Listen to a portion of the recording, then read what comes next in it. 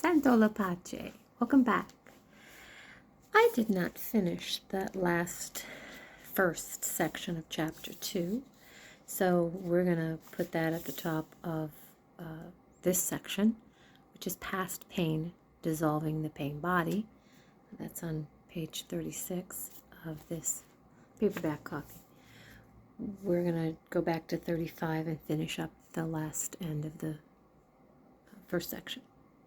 The present moment is sometimes unacceptable, unpleasant, or awful. It is as it is. Observe how the mind labels it and how this labeling process, this continuous sitting in judgment, creates pain and unhappiness. By watching the mechanics of the mind, you step out of its resistance patterns, and you can then allow the present moment to be. This will give you a taste of the state of inner freedom from external conditions, the state of true inner peace. Then see what happens, and take action if necessary or possible. Accept, then act. Whatever the present moment contains, accept it as if you had chosen it. Always work with it. He said accept it as if you had chosen it. And if you watched the previous video, then you also resonate. I'm sure if you're watching this material, it's because you resonate with it. Then you already are aware that you did choose it on an energetic level. Absolutely.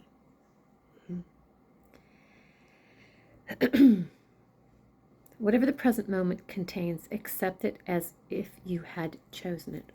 Always work with it, not against it. Make it your friend and ally, not your enemy. This will miraculously transform your whole life. And it does. When you stop saying, why did this happen to me? And you say, for me, what I would say is developed saying when I would run into this, and I still do, I have to use this, practice this, right? I say, this is my opportunity to equip me for my mission. That I chose to come here. My mission can be as simple as just learning to love myself. That's a grand mission. You don't have to do anything spectacular. That is spectacular. I think that's more spectacular than creating, in this third dimensional reality. It's we're at a point in consciousness with our race and this planet that we've got to see what is happening with this ego-led life creation, what we're creating, what we're doing. Back to the book. Past pain, dissolving the pain body. As long as you are unable to access, I got something in my throat. Excuse me, I'm sorry. As long as you are unable to access the power of now, every emotional pain that you experience leaves behind a residue of pain that lives on in you. It merges with the pain from the past, which was already there, and becomes lodged in your mind and body. This, of course, includes the pain you suffered as a child, caused by the unconsciousness of the world into which you were born.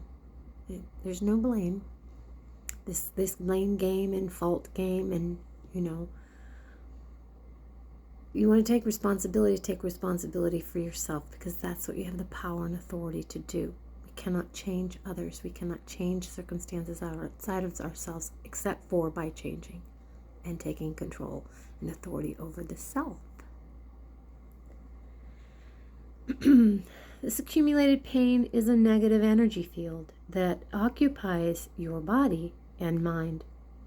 If you look on it as an invisible entity in its own right, You are getting quite close to the truth. It's the emotional pain body.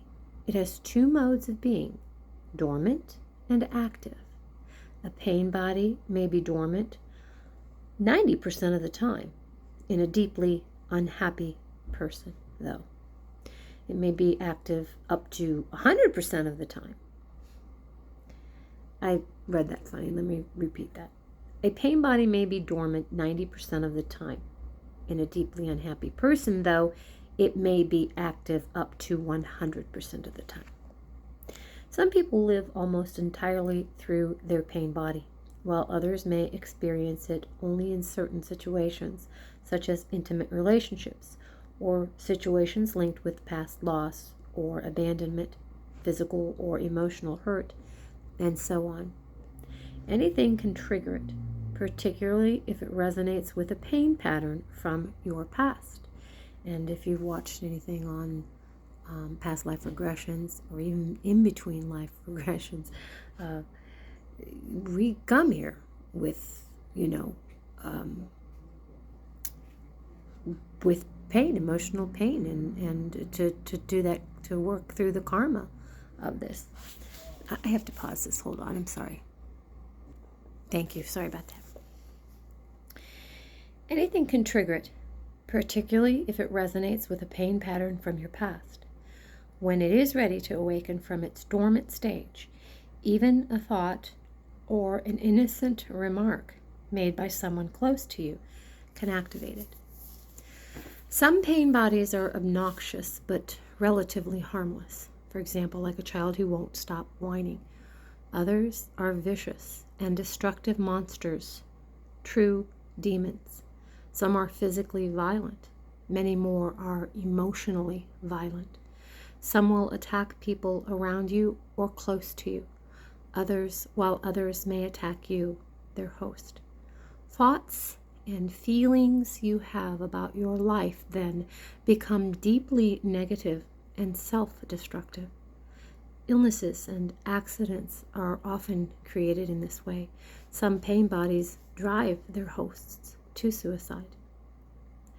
When you thought you knew a person and then you are suddenly confronted with this alien, nasty creature for the first time, you are in for quite a shock. However, it's more important to observe it in yourself than in someone else. Watch out for any signs of unhappiness in yourself, in whatever form. It may be the awakening pain body. This can take the form of irritation, impatience, a somber mood, a desire to hurt, anger, rage, depression, a need to have some drama in your relationship, and so on. Catch it the moment it awakens from its dormant state. This is the human experience. We're all having this. And so this book is so important. This work is so necessary.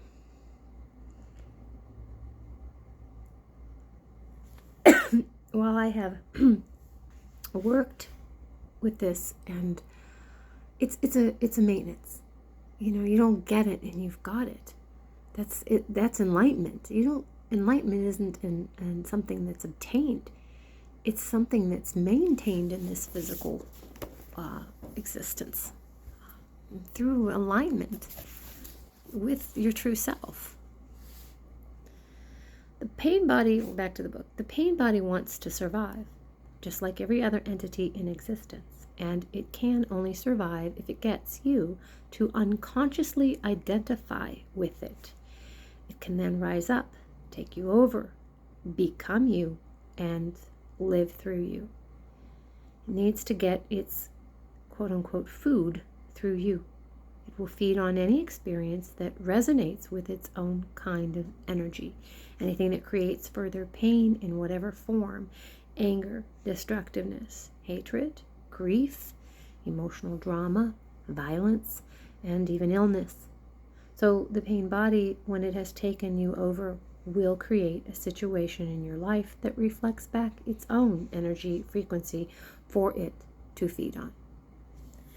Pain can only feed on pain. Pain cannot feed on joy. It finds it quite indigestible. Once the pain body has taken you over, you want more pain. You become a victim or a perpetrator. You want to inflict pain or you want to suffer pain, or both. There isn't really much difference between the two. You are not conscious of this, of course, and will vehemently claim that you do not want pain. But look closely and you will find that your thinking and behavior are designed to keep the pain going for yourself and others. If you were truly conscious of it, the pattern would dissolve. For to want more pain is insanity, and nobody is consciously insane. The pain body, which is the dark shadow cast by the ego, is actually afraid of the light of your consciousness. It is afraid of being found out. Its survival depends on your unconscious identification with it, as well as on your unconscious fear of facing the pain that lives in you. Oh, I would love to do a video on that one. Please comment if you would like that. But if you don't face it, if you don't bring the light of your consciousness into the pain, you will be forced to relive it again and again. We have to go through what we are here to learn. You cannot go around it. And if you turn around and then avoid it, and that's a big PTSD, CPTSD. That's one of the major symptoms is conflict, to be conflict avoidant. And when you avoid conflict, you create drama. Healing is the antidote. Back to the book. The pain body may seem to you like a dangerous monster that you cannot bear to look at. But I assure you that it is an insubstantial phantom that cannot prevail against the power of your presence. Some spiritual teachings state that all pain is ultimately an illusion, and this is true. The question is it true for you? A mere belief doesn't make it true. Do you want to experience pain for the rest of your life and keep saying that it is an illusion? Does that free you from the pain? What we are concerned with here is how you can realize the truth. That is, make it real in your own experience. So the pain body doesn't want you to observe it directly and see it for what it is. The moment you observe it, feel its energy field within you, and take your attention into it, the identification is broken. A higher dimension of consciousness has come in. I call it presence. You are now the witness or the watcher of the pain body. This means that it cannot use you anymore by pretending to be you. And it can no longer replenish itself through you. You have found your own innermost strength. You have accessed the power of now. And that is my wish for each and every one of you. I know how freeing that is. And I have to work at it just as much as anybody else. I've done it as a practice. So, I've got that down. It's like if you practice basketball, you practice anything else, you get it down. But you still have to be in the present moment, It's maintenance. What happens to the pain body when we become conscious enough to break our identification with it? Unconsciousness creates it.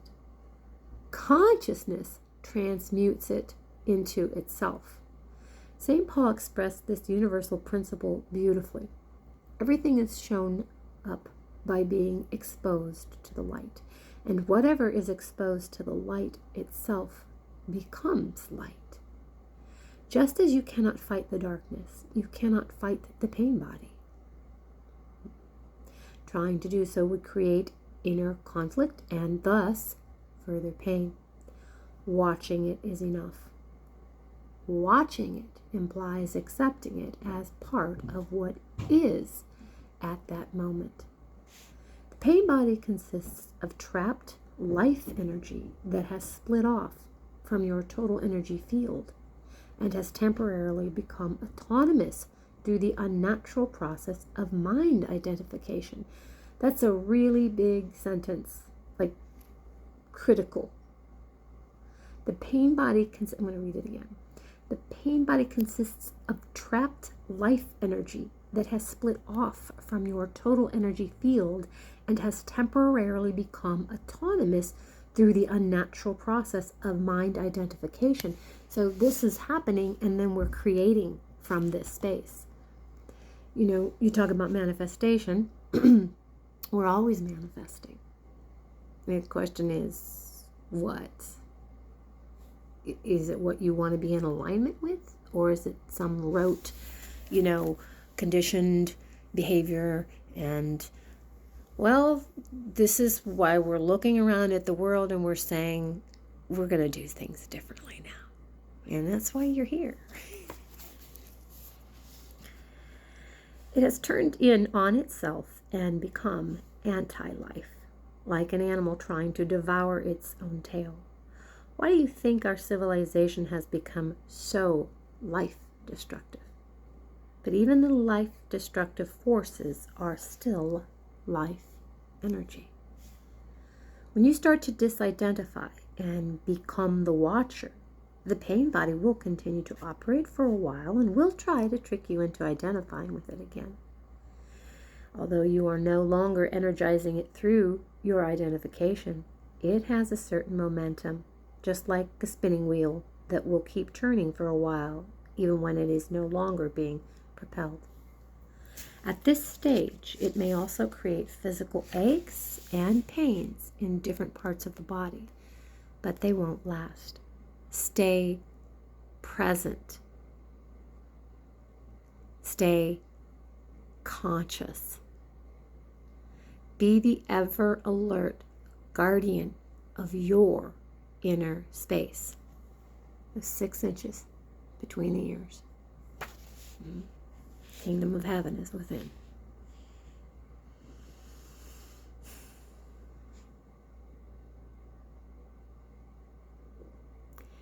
You need to be present enough to be able to watch the pain body directly and feel its energy. It then cannot control your thinking. The moment your thinking is aligned with the energy field of the pain body, you are identified with it and, again, feeding it with your thoughts. For example, if anger is the predominant energy vibration of the pain body and you think angry thoughts, dwelling on what someone did to you or what you are going to do to him or her, then you have become unconscious. And the pain body has become you. Where there is anger, there is always pain underneath.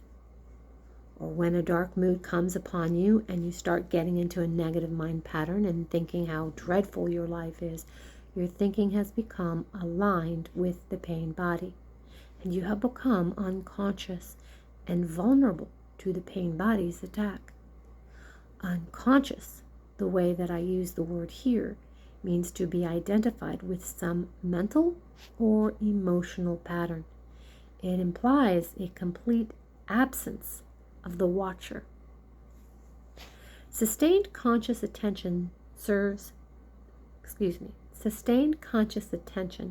severs the link between the pain body and your thought processes and brings about the process of transmutation.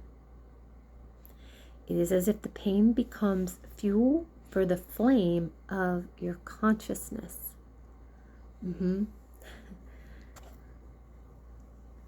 Really feel into it and be with the feelings. Be willing to ask yourself where it came from and be okay with the answer. Know that this came out of creating at a point in your experience where you didn't have the wherewithal to be in alignment with your true self. And this, if we're calling this the past, right? Be in the present. Create what you want in the present. Be so fully in the present. You will create what you want. Get to know yourself and you'll know what you want. It is as if the pain becomes fuel for the flame of your consciousness, which then burns more brightly as a result. This is the esoteric meaning of the ancient art of alchemy. The transmutation of base metal into gold, or suffering into consciousness. The split within is healed, and you become whole again. Your responsibility then is not to create further pain. Your responsibility then is not to create further pain. This responsibility, this concept of that particular responsibility is what this channel is all about.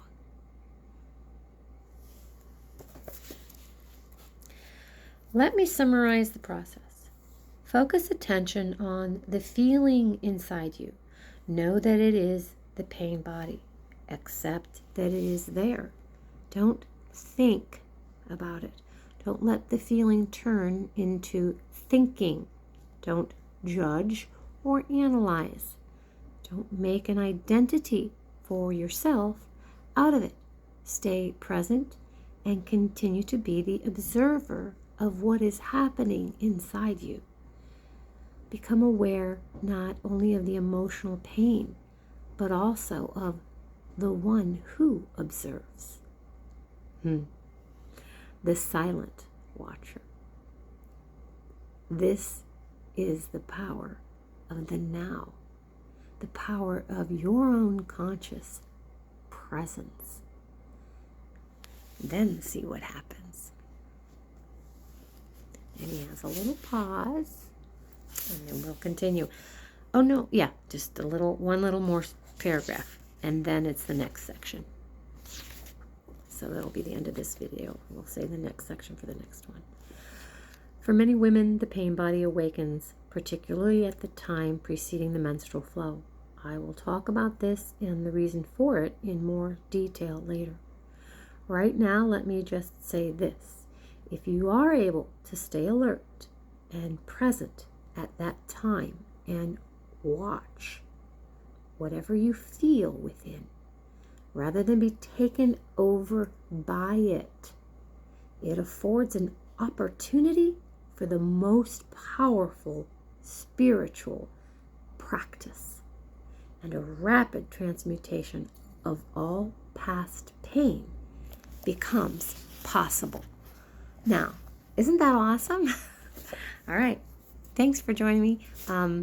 Like, share, subscribe. If you have any comments, questions, anything that you want to share. I was going to ask. Sometimes I get so deeply into it. In particular, I cannot remember. There was something I wanted to say, but please, let's start up dialogue and let's grow. This is so exciting. Thanks again for joining us.